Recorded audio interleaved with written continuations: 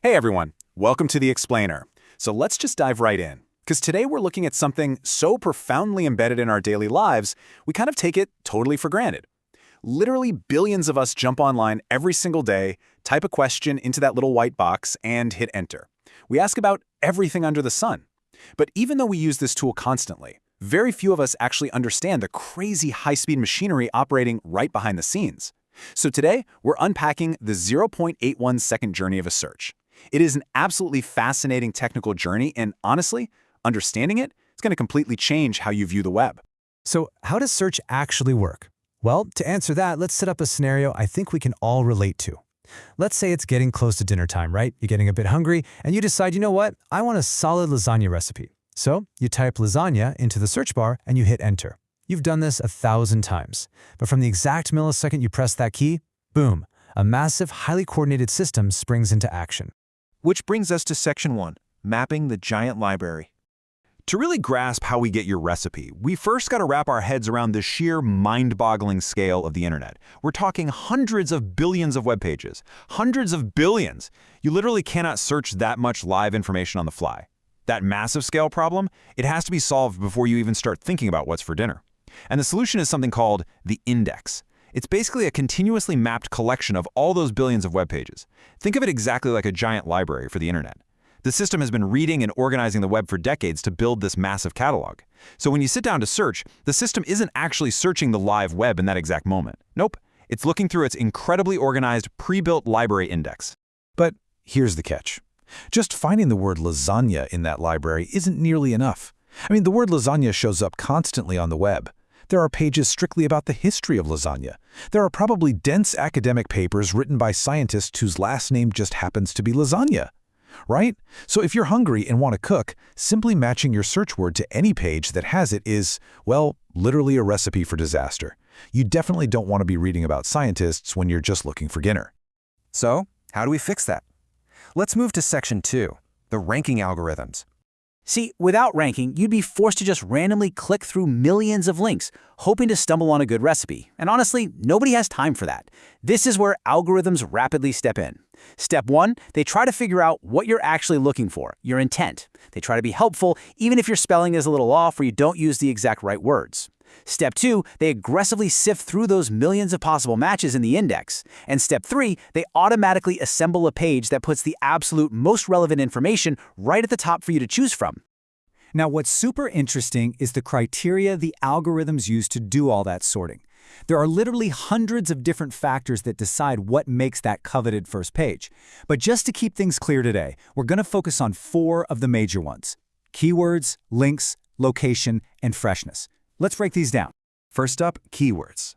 Now obviously, it's no surprise that pages containing the words you actually searched for are more likely to end up at the top.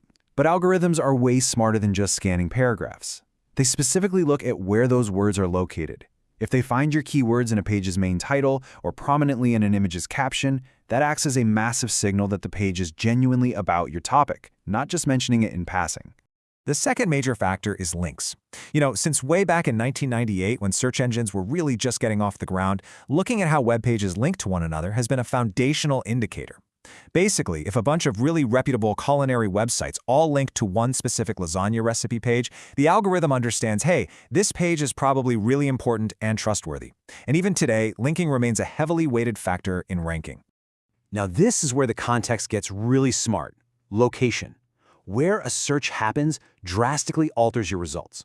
Like, if you happen to be standing in Ormea, Italy, and you type in lasagna, the system knows you might actually be looking for info about their famous annual lasagna festival. But if you're sitting in Omaha, Nebraska, the algorithms confidently assume you probably aren't flying to Italy tonight, you just want a dinner recipe. And our fourth key factor is freshness. When a web page was uploaded is actually super vital. Sure, for a classic lasagna recipe, a 10-year-old page is totally fine. But for a lot of searches, pages published more recently just have more accurate information. This is absolutely crucial when you're searching for breaking info on a rapidly developing news story. The algorithms prioritize those recent upload dates to make sure you stay accurately informed. Moving right along, let's hit Section 3, filtering out the spam. We got to shift our focus for a second to the dark side of the web, because of course, not every site on the internet is trying to be helpful. Just like those super annoying robocalls you get on your phone, or an inbox stuffed with email spam, there are tons of sites out there that only exist to scam you. Take the number 400 here. Let's say a scammer sets up a fake site called, I don't know, instantvirusdownload.net. To trick the system, they just type the words lasagna recipe onto their page 400 times. Now, back in the early days of the internet, that might have actually tricked a search engine. But today, no way. That doesn't mean it's actually going to help you make dinner, and the algorithms know it. The system is constantly working to stay one step ahead of these manipulative tricks, like keyword stuffing. Scammers are uploading millions of new trap sites every single day. But the good news is, the algorithms are specifically designed to recognize these scam sites automatically. They flag and remove millions of them before they ever even have the chance to show up on your search results page. All right, let's take a quick breath here and move into section 4, updating and evaluating search. So, we've talked a lot about the automated machinery, but now let's shift to how the system relies on actual human input to evolve and get better. Because the web is always changing. Seriously, prepare yourself for a truly shocking statistic: 1 in 7. 1 out of every 7 searches typed into a search box has literally never been typed by anyone ever before. Think about that. That is a staggering amount of brand new, unprecedented questions hitting the system every single day. And because of this endless, continuous stream of brand new queries, the system just can't stay stagnant. It has to adapt. This means the engineers behind search engines are quite literally always working on updates. We're talking thousands of system updates rolled out every single year just to keep pace with human curiosity. Which naturally poses a massive, absolutely critical question. With thousands of technical updates happening every year, how do we actually decide if a change is making the search results more helpful for the end user? I mean, you can't just trust the math, right? You need a reality check. And that brings us to the human element, outlined right here in these steps. Every day, thousands of human search quality raters are utilized. Step 1. These raters manually review side-by-side samples of search results. Step 2. They give direct feedback about the relevance and reliability of the info presented.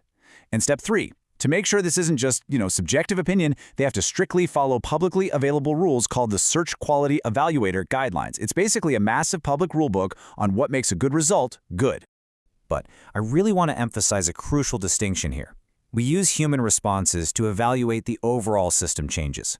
However, these human raters do not directly impact how specific search results are ranked.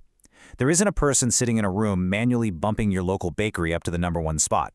Humans test the overarching system, but the algorithms do the actual, localized, live ranking. Okay, let's bring it all together and summarize this incredible multi-step journey of your simple lasagna query. From your keyboard to the screen, the system has to analyze the meaning of your words, match them to the indexed content on the web, understand which content is most reliable and helpful based on hundreds of factors, and finally, automatically assemble and neatly organize it all into a page designed to get you exactly what you need.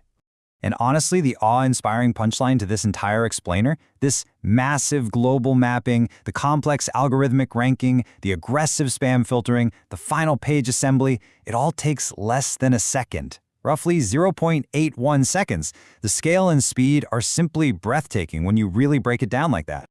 I don't know about you all, but is anyone else ready for dinner?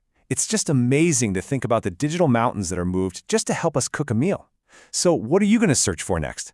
If you want to dive even deeper into this topic, I highly encourage you to search for and read the Search Quality Rater Guidelines for yourself. It is a fascinating look into the rulebook of the internet. Thanks so much for joining me on this explainer, and I'll catch you on the next one. If you want to stay ahead in your tech career, don't forget to like, share, and subscribe to Pathology on YouTube, Facebook, Instagram, and LinkedIn. Let's grow and optimize together.